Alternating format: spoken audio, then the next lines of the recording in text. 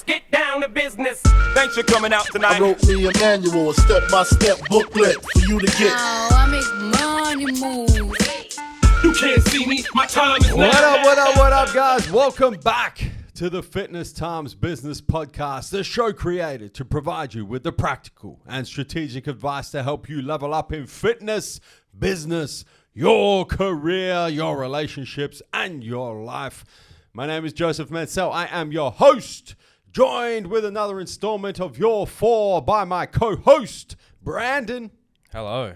Back. Happy New Year. Happy New Year, my man. We're straight into it. Yeah, we are. Like first week back, dropping another episode of the pod, dropping another episode of Your Four. We have 4 exceptional questions. As we've kind of come to expect, we're getting sport for choice with the questions, but we've got some fitness, we got some business, we got some career, relationships, and life. Yeah. Funny that. Brandon, how was the break, man? Yeah, it was good. Good. Weather was a bit average, especially Christmas Day, but Yeah. starting to heat up now, so hopefully summer lasts a bit longer. Yeah. yeah, I keep hearing talk of a long hot summer, and I'm like, when's it going to start? I don't know, Maybe man. this is like end of 2024, long hot summer kind of things. But yeah, I mean, man, we're back. We're straight back into it. It's been a fucking busy week. Yeah, how was yours? Bali? Yeah, it was good, man. Yeah. Or just before New Year's, wasn't it? It was between Christmas and New Year's, yeah. Yeah, So nice. Amy and I shot off on Boxing Day, early on Boxing Day, and came back early on New Year's Eve. Yeah. So just a little getaway. That would have been nice. That period's always fucking weird. I know. So- It's so weird. Yeah. So you may as well just like add another element of weirdness. Yeah, I and don't know what day it go is. to an exotic Asian destination. But no, it was great, man. Yeah, it was it's great. cool. But excited to be back. It's going to be a fucking big year this year. Mm-hmm. I was just running you through our company goals for the year. Yeah. Just before we jumped in here to shoot this pod, and there's a whole lot going on, but. Yeah, and I was relaxed before that. Now my adrenaline's pumping You now. didn't even bring a coffee in for this one. Like, I'm stimulated enough. I don't need any more. No, I won't sleep tomorrow. Brandon, we got 4 questions, man. We're going to dive straight in. But I do have a message for the listeners and the viewers, an incredibly valuable message, because it's that time of year. It's MJ Fitness Challenge season. It's actually season 11. We're up in double digits. We're in angel numbers, 11-11, baby. Season 11. You guys, I mean, most of you already know what the MJ Fitness Challenge is all about. But for those of you who don't, a quick tour of the MJ Fitness Challenge. It is a 10-week physical and psychological transformation program. It's open to all genders, men, women, all ages, and most importantly, all locations. A lot of people think that it's just for Australians, but it's not. We have challenges from all over the world. Come and join us for each season of the challenge. This is, as I mentioned, this is season 11. We've done 10 challenges up until this point. This is season 11. We now run the challenge exclusively through the MJ Challenge app. And what it involves as a challenger, you get a diet plan, meal plan. You get customized macros based on your primary goal, whether that's to build muscle or to lose fat. You get a workout program, you get a cardio program, you get a supplement plan and a motivational guide, all run through the MJ Fitness Challenge app. Your meal plan, your macros, and your workout plan are updated at the halfway point. So it's a 10-week challenge. In week 5, those both get updated, so you can continue to progress from there on out. You also get access to the exclusive MJ Fitness Challenge Facebook community and exclusive webinars with Vince and myself. Season 10, we promised that we were going to do them fortnightly. We actually did them weekly. So there was an exclusive webinar every single week in Season 10, and we intend on doing that for Season 11 as well. Plus, just for signing up, you get over $100 worth of merchandise. Plus, there's prizes up for grabs. 4 challenge champions. There's a male build muscle, a male lose fat, a female build muscle, a female lose fat. 4 champions voted upon, 50% from us here at MJ Fitness. 50% is public vote. And as a challenge champion, you get a share of over $10,000 worth of prizes up for grabs as a challenge champion. And you know the best part, Brandon? What's that? The price, man. Yeah. It's ridiculous. It's less than $200. It's $199.95 for the 10 weeks. That's less than $20 a week. It's less than $3 a day. The way we market is we say it's less than a coffee a day. It's well less than a coffee. It's like less than half a coffee a day. Can't get a coffee for $3 anymore. It's literally about $3 a day, less than $3 a day to be a part of this, to improve your body, improve your life, make the changes that you've always wanted to make to your physical being, to your psychological being, with us there holding your hand, guiding you through the 10 weeks, all run through the app, so it all runs through your phone. Man, it doesn't get any better than that. Yeah, it doesn't. It really doesn't get any better. I want you guys to check it out. Hopefully a bunch of you are interested after my little hype there. But the one thing that I ask is at least just go and have a look at it, right? mjfitness.au, there's a banner across the top that says Season 11 registration is now open. Just click that banner and there's a dedicated page, right? You can jump on there, see exactly what's involved. You can look at past Challenger transformations as well. If you're like, can I really make that much progress in 10 weeks? Guys, go and look at the past Challenger results. Like, we're talking about fat loss of like up to 20 kilos. And it's only 10 weeks. That's what always gets me. In like 10 weeks, man. We start it and then it's finished and I'm like, fuck, it's gone already. And then I look at the transformation and I was like, what? It's ridiculous. Yeah. We're talking like actual muscle gain on these girls and these guys in a 10-week period. It's like unbelievable. Because it's individualized, right? It's not one of these It's cookie cutter. It's not cookie cutter. Yeah. That's the whole thing. It's you get access to the app. You get your customized meal plan, your customized macros. If you choose to follow macros and do your own meals, you can do that as well. Your workout programs, your like it's all there. It's not cookie cutter. I think it's the best fucking transformation challenge, at least in the country, if not on the planet. And we've got 10 seasons of transformations to prove it. Yeah. mjfitness.au, click that top banner, go check it out, and hopefully we'll see you guys in season 11 of the MJ Fitness Challenge. Let's go. Let's go. Question 1. I always fail with my New Year's resolutions. How can I make them stick? The first thing you need to do is you need to stop setting resolutions and you need to start setting goals. Resolutions by their nature are often very fluffy and not specific enough to actually drive the action that is going to deliver the consequence or the result that you're making the resolution for in the first place. So my advice with resolutions is to throw the resolution out, take it as like, this is generally where I'm trying to get to, and then set a very specific style of goal that I like to call, well, I don't like to call it, this is the general terminology, SMART goals. SMART is an acronym for S-M-A-R-T. The acronym stands for, the S is specific, the M is measurable, the A is achievable, the R is relevant, and the T is time bound. So let's you just give me one, Brandon. Throw me a typical New Year's resolution. I want to lose 10 kilos. The resolution would be, I want to lose weight. Okay. Would probably be, like how most people would, this year, you know what? Start of a new year, I'm going to lose some weight. My New Year's resolution is to lose some weight. My New Year's resolution is to build some muscle. My New Year's resolution is to start taking my health more seriously. My New Year's resolution is to earn more money. All this fluffy shit. So let's take I want to lose weight, right? You would take that resolution and you already took the first step. Specific. How much weight you want to lose? Okay, Brandon said, I want to lose 10 kilos. Fantastic. That's where we go. That's the S done. M, measurable. Is it measurable? Yeah, 100% you can measure 10 kilos. You can stand on a scale. You can see what you weigh now. You can stand on a scale at the end of the year. It's either going to be 10 kilos less or it's not. So yes, you did achieve the goal, or no, you didn't. Specific, measurable. Achievable. How much do you currently weigh? If you weigh 60 kilos dripping wet, you're probably not going to set that resolution in the first place. But to lose 10 kilos, probably not achievable.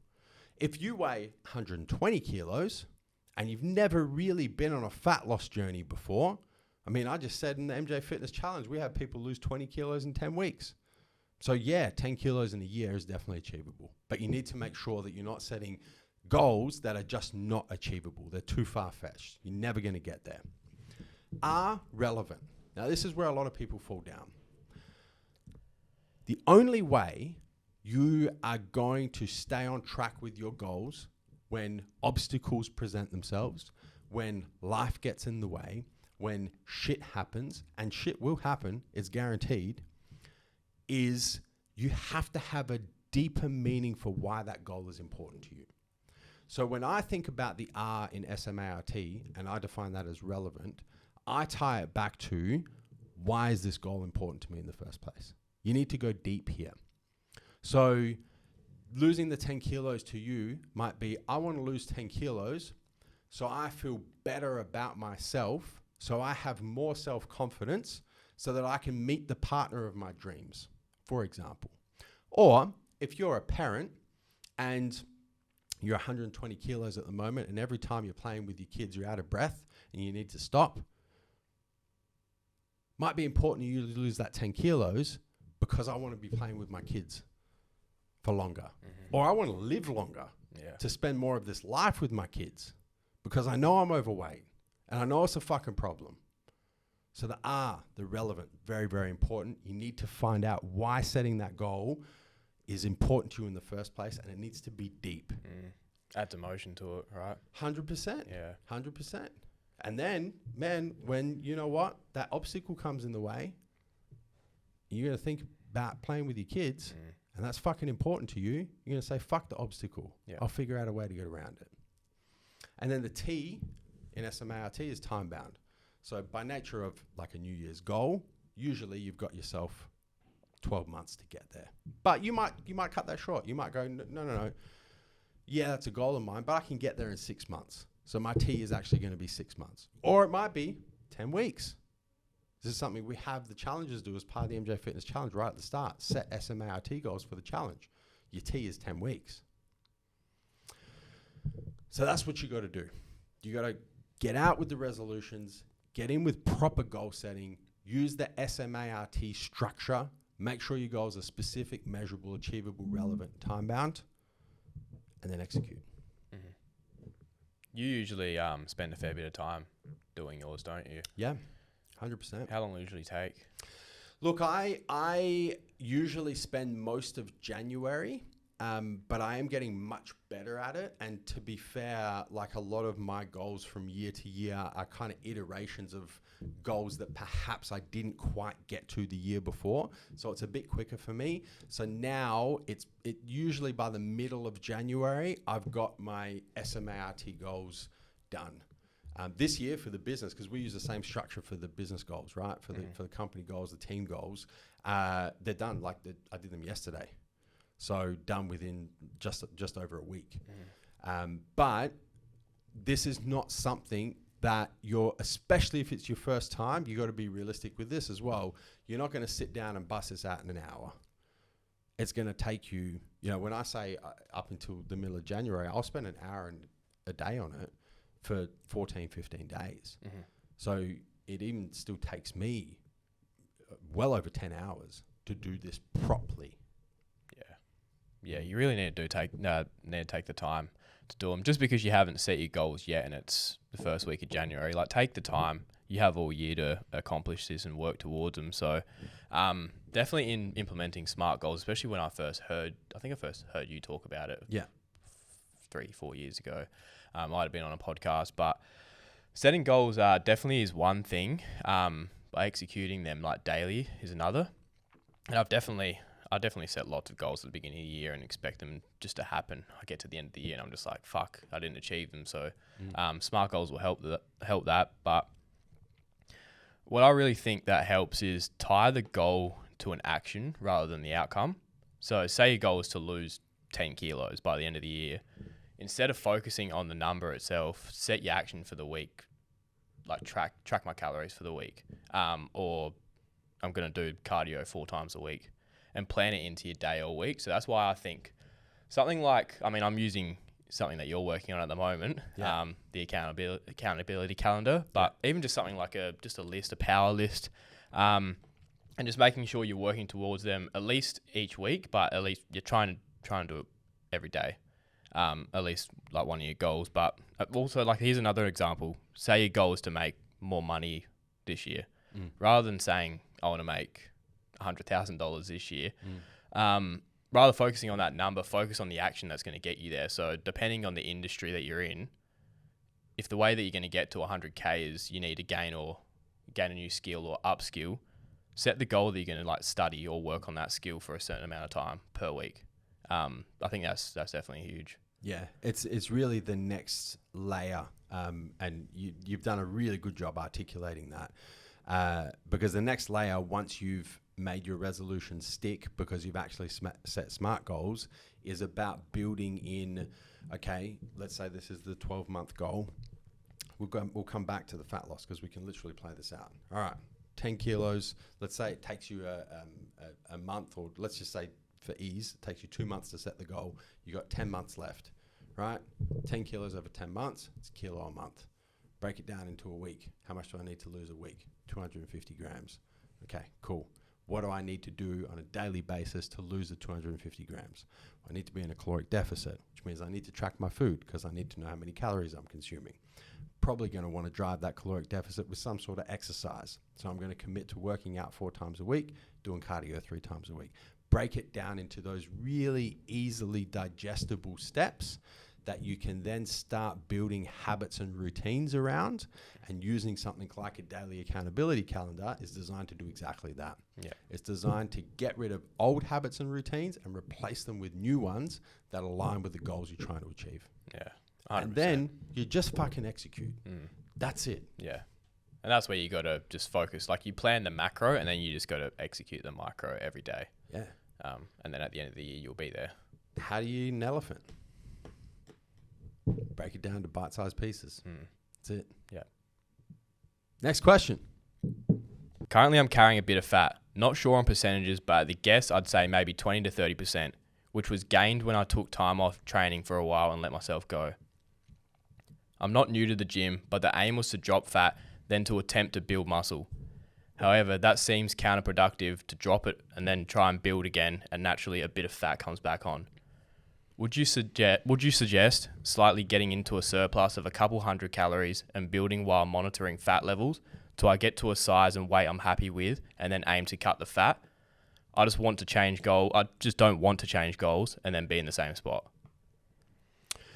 This actually ties into a question that we had in the most recent episode of Your 4, where I explained how you can't be in a caloric deficit and caloric surplus at the same time. So you have to choose either being in a surplus and building muscle and understand that fat gain is going to be a side effect of that, or vice versa, be in a deficit, lose the body fat, and understand that a little bit of muscle loss is going to be a side effect of that.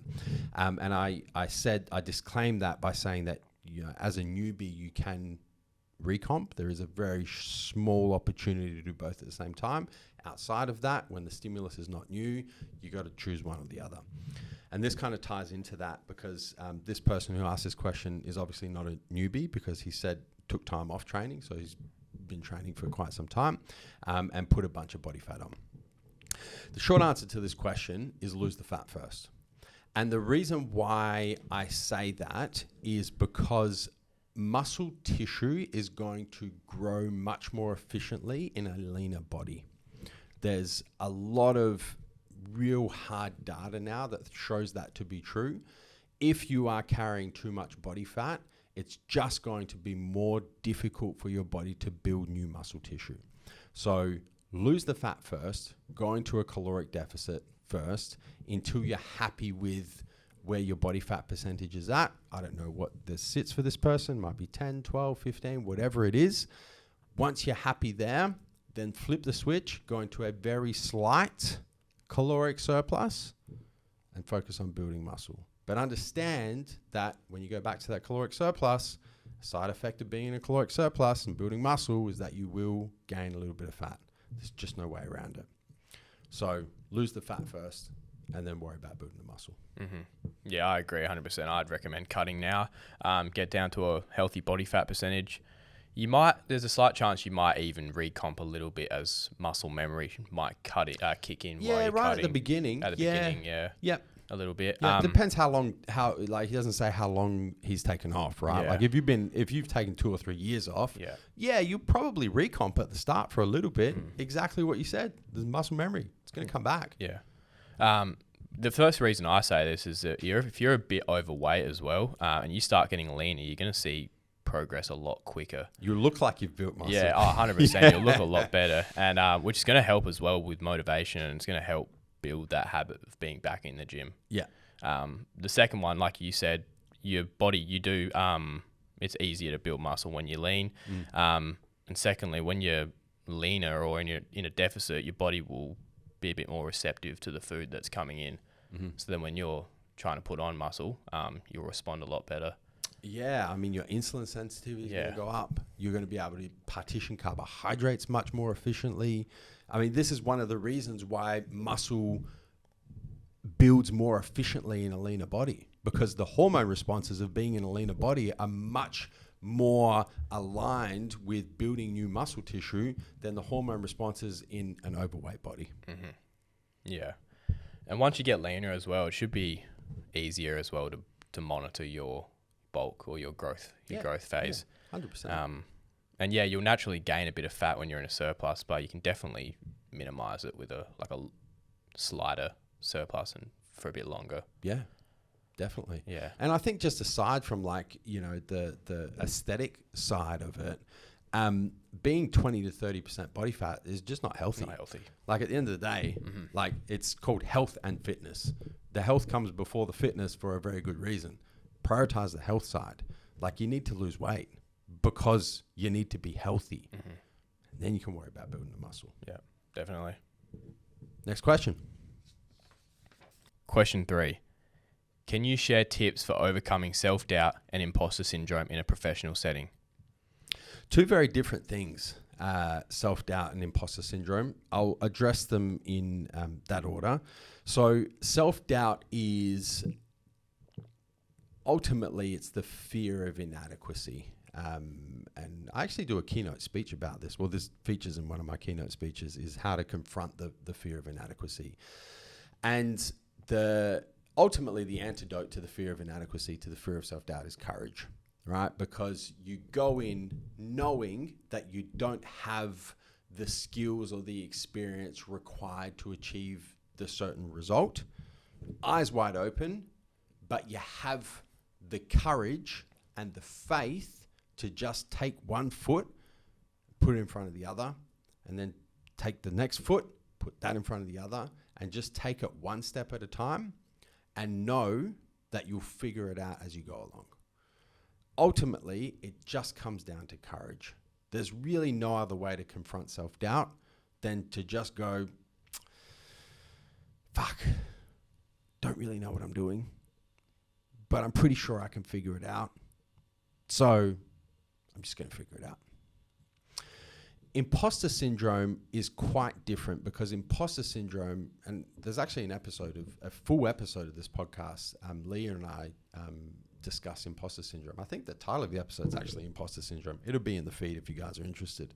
But imposter syndrome is not necessarily I don't know what I'm doing, but I feel like a fraud, and at some point I'm going to be found out, and everybody's going to know that I'm a fraud, and that the whole time I've been fooling everybody else. That's imposter syndrome.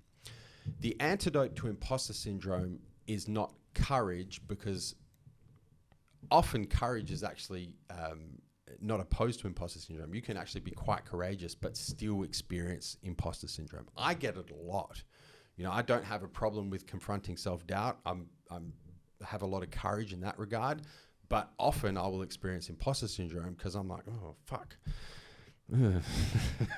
Maybe that was a fluke. Maybe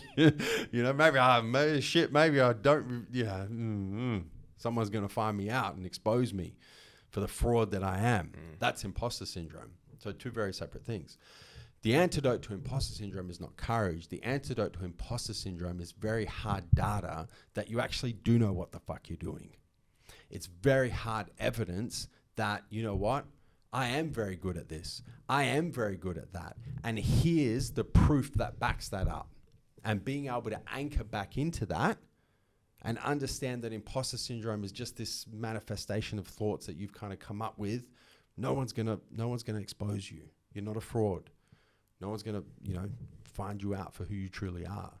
The evidence is right there. Yeah.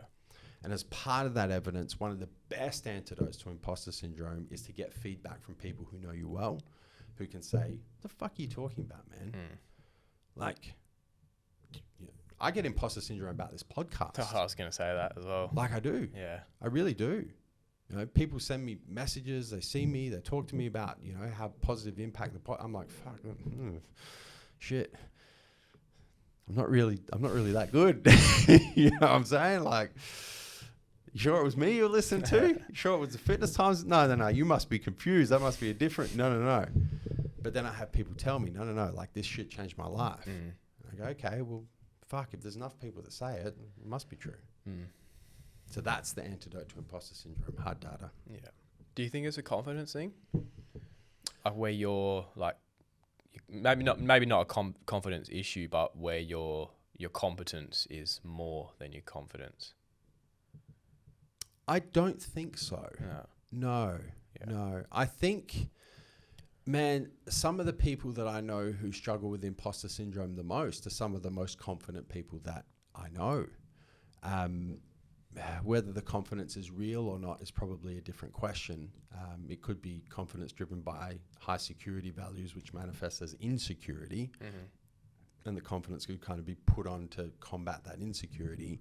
But I don't think it's a confidence thing. No. Yeah. Okay. No. Well, look, when I experience it, it's definitely not from a lack of confidence. When I experience it, it's almost like the way my mind thinks about it is I kind of go, who the fuck do I think I am? And there's no way that can be true. And somebody must be confused, which means that I'm actually a fraud and someone's going to find me out. Yeah. That's kind of how, and I don't know where the fuck it comes from. But I don't think it's like lack of confidence. Yeah, look, I do believe everyone goes through it to an extent. Like you said, you have it with this podcast. I had it doing this podcast. I still do. Yeah. Even working for the company that I was watching for fucking 5-10 years. Yeah. I was just like, I'm not fucking supposed to be here, man. But I do see imposter syndrome as a positive.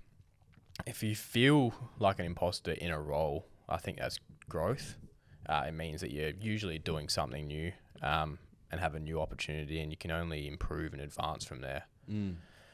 Imposter syndrome might also be a reason that you're good at what you do. You can use it as a tool to keep you accountable. It can make you try harder with things. It can make you like double check everything. So I think you definitely use it as a tool too, if it doesn't cause you great anxiety. But yeah, every successful person that you know has to start somewhere. Like successful entrepreneurs like yourself, a lot of the time you're just figuring shit out. And if you weren't supposed to be there, you wouldn't be there. Like you're brand new. Like if everyone that you see experienced in their role has had to start where you are. So I think like embrace it, use it. Yeah. What about self-doubt? You got any thoughts about that? I think you covered it pretty well. Your keynote speech was very good, and I think you covered it very well. I didn't have a lot on that though. Yeah. Yeah, I think it's like it's definitely courage, and I still have so much fucking self-doubt. Yeah. But I know how to deal with it now. Yeah. Like when I have that little fucking devil on my shoulder, that's shit. I don't really know how to do this. I'm not really sure where to start. Like for me, that's almost like the signpost that says courage, go that way. That's where you need to go. Yeah. You'll figure it out. Yeah. Just be brave. Yeah, no, I have a lot. I have self-doubt all the time. I get like anxiety from it as well. But yeah, it is courage at the end of the day. Like you just need to push against it. 100%. What's that saying? Sorry, I just what's that saying? Push against it saying? Yeah, I don't even know what it is. Yeah. Is it the obstacle that stands in the way becomes the way? Nah, no, it's not. No, I need to find. We'll I have a quote, but I won't even be able to begin it. So Yeah. We'll Yeah. have to come back to that yeah, one. yeah, That's for the next episode. yeah. I don't know.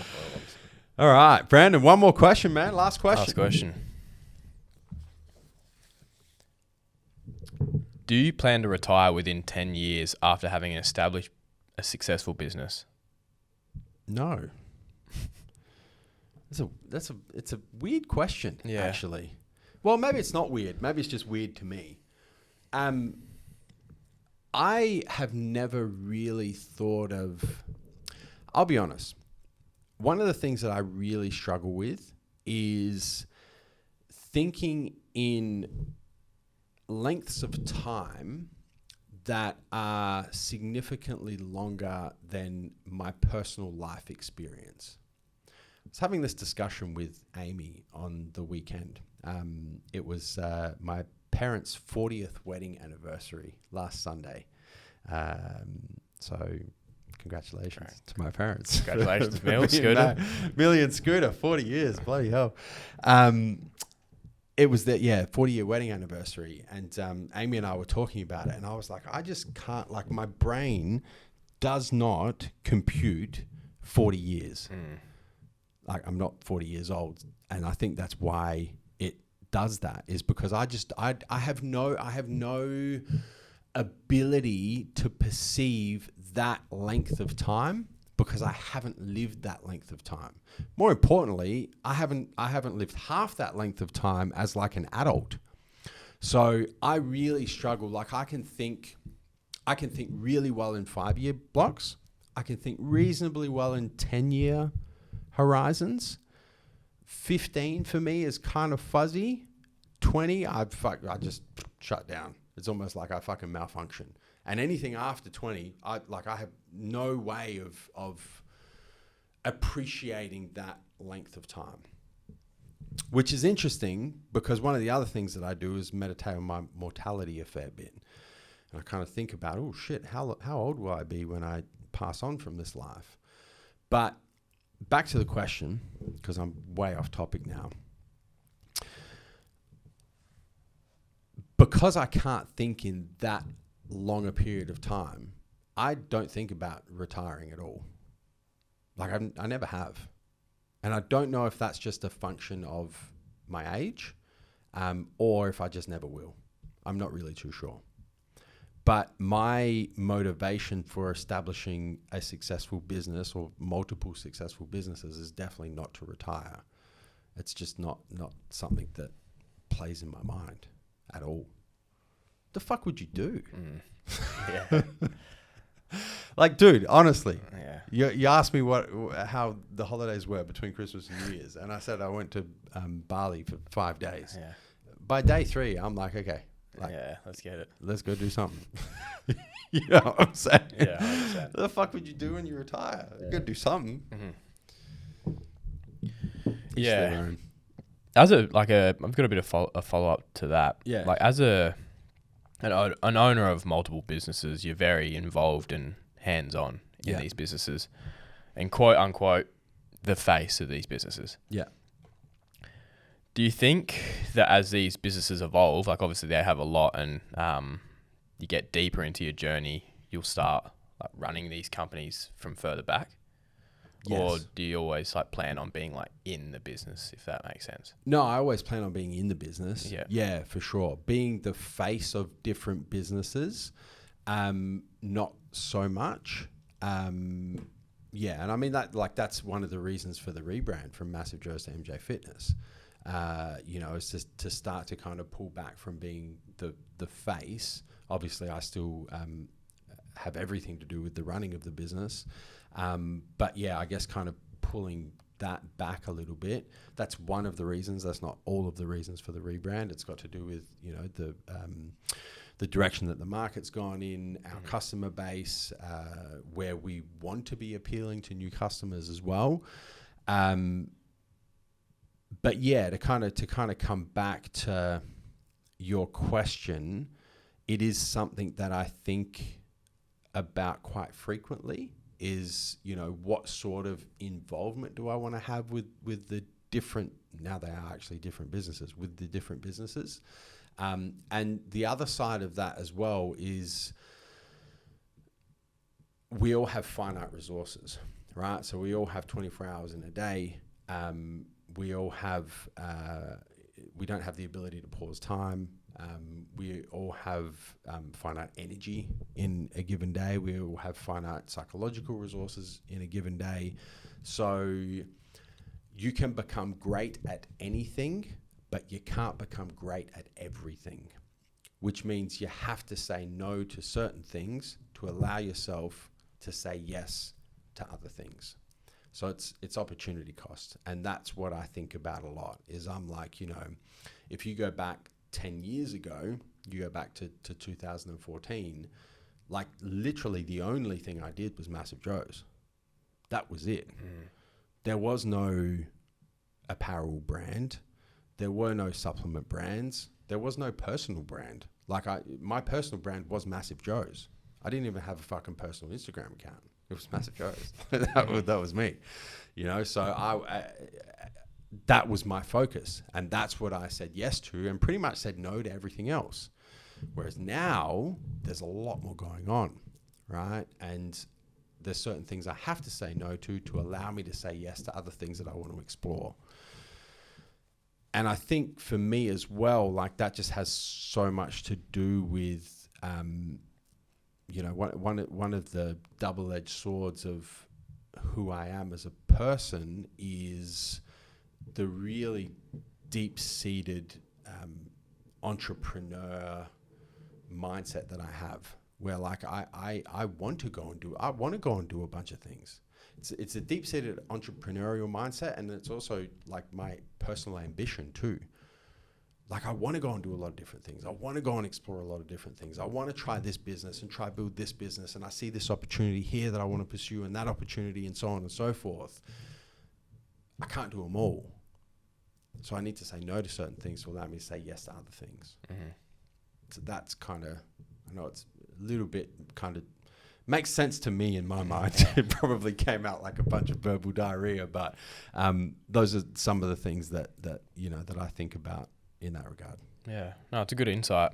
In regards to the question for me, like I'm not currently a business owner, but I've never really thought, like you hear people saying I'm going to work to this age and then retire with this amount of money, but I've always like I want to have a career that I feel like I never have to retire from. That's the best way to be, man. Yeah, and not having an end date. Ideally, I'd love to love my job and work that much that I want to do it forever. And like you said, I can't imagine doing nothing and not having something to work towards.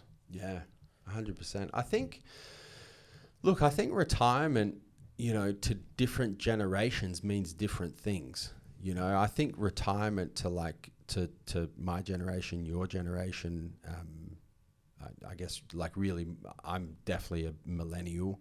You're probably like bit millennial, bit Gen Y, Gen Z. Gen Z. It's Gen Z, isn't it? Isn't that the next one? I looked it up not long ago. I've forgotten already. What I'm trying to say is you're younger than me. Yeah. So you're probably not as deep in the generation that I'm a part of. But I think retirement means different things to different generations. So once upon a time, a few generations ago, retirement was like, you know what, I want to not have to work from like a financial perspective, and I want to just be able to kick back and do whatever the fuck I want to do with my life.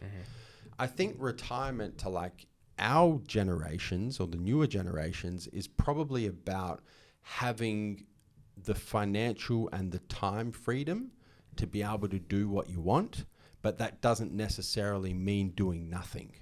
That means doing what you want. And that for a lot of us, that's going to mean doing meaningful work, however form, shape, whatever it takes. it's going to mean doing meaningful work. It's not going to mean, you know, having enough fucking superannuation saved up that you can kick back on a fucking beach in the middle of the Indian Ocean and sip mojitos when you're 85 years old. Yeah. Like, it looks different now. So maybe we need to think of a different word than retire. Yeah. Or it's just freedom. Do you plan to freedom within 10 years? Maybe that's a different way of framing it. Yeah. Oh, that's cool, man. Yeah. Do you think Eminem will ever retire from rapping? Nah, he fucking loves it. He's going to rap the same shit when he's 80 years old. He's still good, man. Yeah, that he's new 52, song that he's man. got out at the moment, like, fuck. He's better than he's ever been, technically. know. And yeah, he was fucking I'm crazy. listening to the rhymes. I can't remember what the new song's called. It's the song about drugs. Lace it with Juice WRLD. Yeah. Lace, that's the one. Yeah. You know what I'm talking about. But his fucking verse in that, I didn't even realize it was Eminem on the track. And I was listening to this track and I'm like, okay, cool. This is a song about drugs. And then Eminem's in it. I'm like, fuck. Of course Eminem's in it. But then he's like rhyming. I'm like, fucking hell, man. This is some good. Like, how does he even make those words merge like that? Yeah. I don't know how that's possible. Yeah, I was thinking that this morning. I was just like, bro, this Yeah. bro's 52 and he said he was retiring when he was 30 and he's still going. Greatest of all time, man. 100%. Greatest of all time. I think we're done here. That's a wrap. Yep. Brandon, that's a wrap. That's 4 questions. Fuck, that went quick. Yeah, it did. I'm just excited to be back in a pod, man. What are we doing with this pod? Good first one back. You know this is episode 99, right? Yeah, it is. Yeah. There's something brewing. Yeah, there is something brewing. We were having a chat about it earlier. You guys will just have to wait to find out. Don't have to wait long. Yeah, no, you won't. Almost have to wait there. long. Yeah, we're almost there.